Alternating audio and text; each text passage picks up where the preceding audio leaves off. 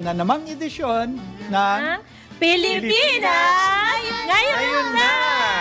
Thank you to the newsroom people and to all our cameramen right Thank here. you all sa buong forsa ng Aliw Broadcasting. God bless God the bless. Philippines. God bless you Mabuhay! The time for your convenience is now 3 p.m. See you. Yay! Pilipinas, ngayon na. Hawak kamay kasama mo. Pilipinas, ngayon na. Pilipinas, ngayon na! This is the news and information station of Aliw Broadcasting Corporation. Reaching and engaging every Filipino on air, online, and on ground. Ito ang bagong DWIZ 882. Nagbabalita ng tama, naglilingkod ng tama. Proud member of ALC Group of Companies.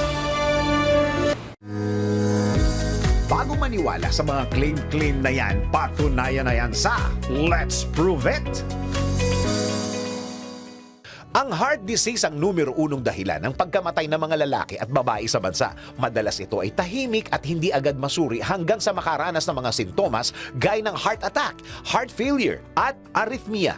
Ngunit, totoo nga bang ang mga lalaki ang madalas makaranas ng heart disease? Let's prove it!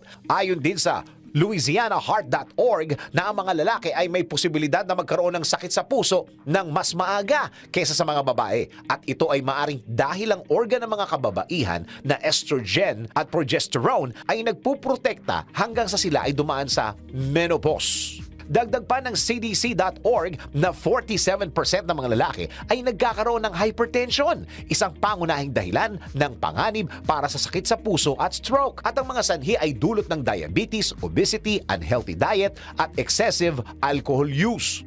Gayon din naman ang mga lalaki ay mas madaling kapitan ng ilang uri ng stress at anger na maaaring magpataas ng presyon ng dugo at stress hormones na humahadlang sa daloy ng dugo sa puso na nagdudulot ng heart attack. Bukod dito, ang parehong erectile dysfunction o ED at mababang testosterone ay maaaring mga early warning signs ng sakit sa puso para sa mga lalaki. Kaya naman payo ng mga eksperto na mainam na i-manage ang stress, magkaroon ng sapat na tulog, kumain ng mga healthy foods at kung makakaranas ng anumang sintomas, mas mabuting magpakonsulta sa doktor. Kayang-kaya mo ang kahit na ano kung ikaw mismo ang gagawa nito. Let's learn new things sa DIY Do It Yourself. Sa tuwing nagbabrowse ka sa Facebook, napansin mo na siguro na nagsasuggest ito ng random pictures na mula sa iyong camera roll. Kaya narito ang paraan para ma-restrict si FB na ma-access ang iyong gallery. Step 1. Buksan ang iyong Facebook app at tumungo ka sa menu. Step 2. Pindutin mo ang Settings and Privacy na category. Step 3. Sa Preferences, hanapin ang camera roll sharing suggestions at i-turn off ang nasa options. Gets mo ba? Sige nga, do it yourself.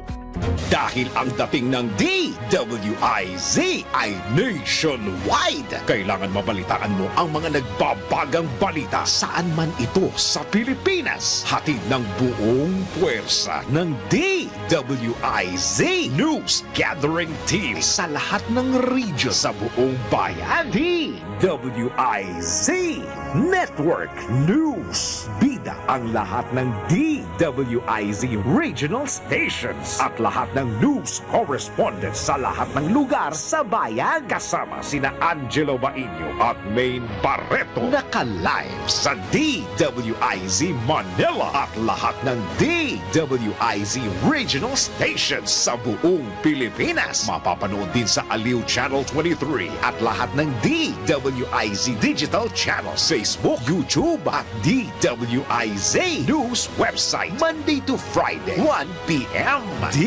DWIZ Network News.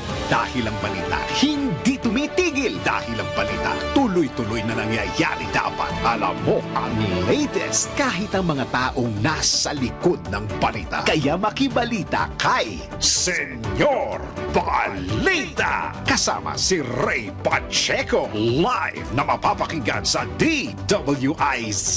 Panoorin ang live sa Aliw 23 at naka-live din sa DWIZ Facebook, YouTube at DWIZ News website. Kaya mga senyorito at mga senyorita, mga senyor, mga senyora, makibalita na kay Senyor Balita. Bahagi pa rin ng Balita ng Tama, naglilingkod ng tama. Senyor Balita!